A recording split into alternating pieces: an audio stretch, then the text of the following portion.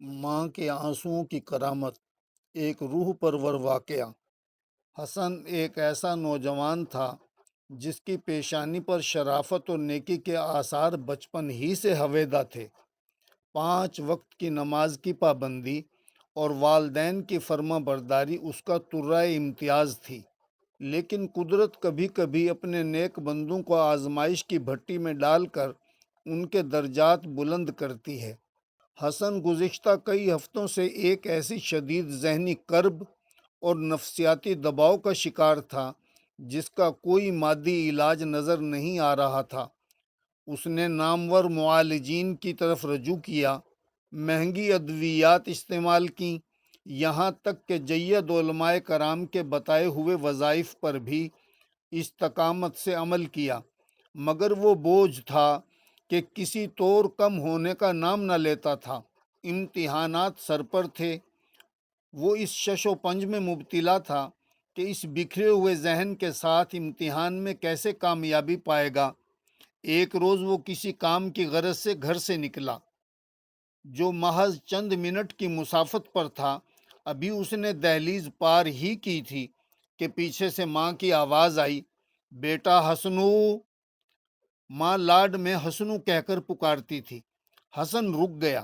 حسن کا اپنا بیان ہے کہ یہاں تک تو میرا معمول تھا، مگر اس کے بعد جو مجھ سے سرزد ہوا وہ میری عام عادت نہیں بلکہ اللہ کی توفیق تھی۔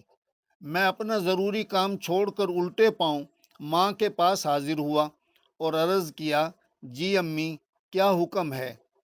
ماں نے حیرت سے اپنے لخت جگر کو دیکھا، کیونکہ حسن عام طور پر اپنے کام نمٹا کر ہی رجوع کیا کرتا تھا۔ ماں نے پوچھا، بیٹا کہاں جا رہے تھے؟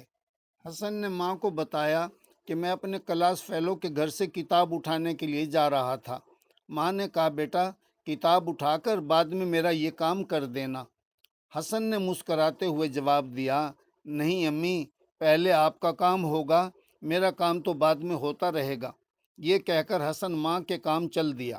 حسن وہ کام کر کے جب چند منٹ بعد گھر لوٹا تو دیکھا کہ اس کی ماں مصلے پر سجدے میں پڑی ہچکیاں لے رہی ہے اور وہ اپنے بیٹے کی عافیت اور اس کے ذہنی سکون اور کامیابی کے لیے اللہ کے حضور آنسوؤں کا نذرانہ پیش کر رہی تھی۔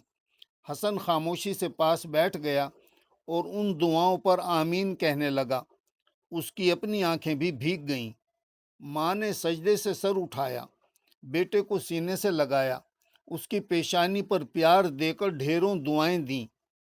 حسن کہتا ہے، وہ ذہنی دباؤ اور کرب جو مہینوں کی ادویات اور وظائف سے دور نہیں ہو رہا تھا، مجھے یوں لگا کہ میری ماں نے میری پیشانی کو صرف چوما ہی نہیں بلکہ میرے ذہنی دباؤ اور کرب کو چوس لیا۔ مجھے یوں محسوس ہوا جیسے کسی نے میرے سینے سے منو وزنی بوجھ ہٹا دیا ہو اور مجھے کوئی دکھ تکلیف تھی ہی نہیں۔ میں بالکل بھلا چنگا ہو گیا۔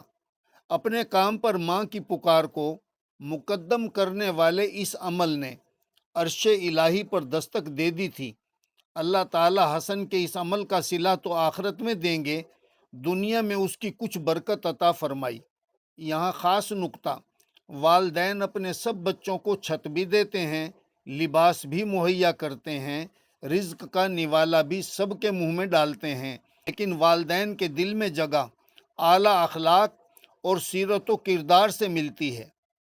حاصل کلام اور سبق، میرے بھائیوں، ماں کی دعا کا معجزہ دنیا کی کوئی دوا اور کوئی تدبیر ماں کے سجدہ میں مانگی گئی دعا کا مقابلہ نہیں کر سکتی۔